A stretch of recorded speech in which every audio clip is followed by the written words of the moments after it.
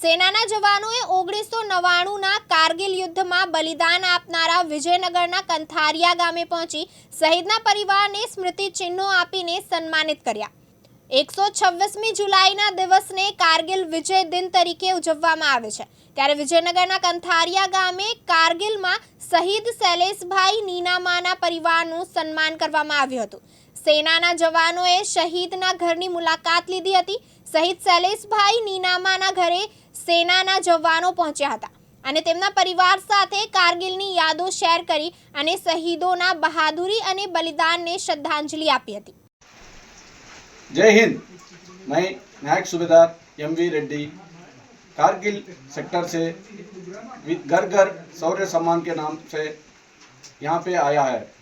हम इसके शैलेश कुमार कावाजी का घर पे यहाँ पे पहुँचा हुआ है। शैलेश कुमार कावाजी फर्स्ट बिहार से ताल्लुक़ रखता है। इन्होंने 99 ऑपरेशन विजय में अपना दृढ़ निश्चय और धैर्य साहस के साथ ऑपरेशन विजय में पार्टिसिपेट किया है। दुश्मन को भगाने के लिए इन्होंने गोला बारूद से अपना प्राण को त्याग किया है।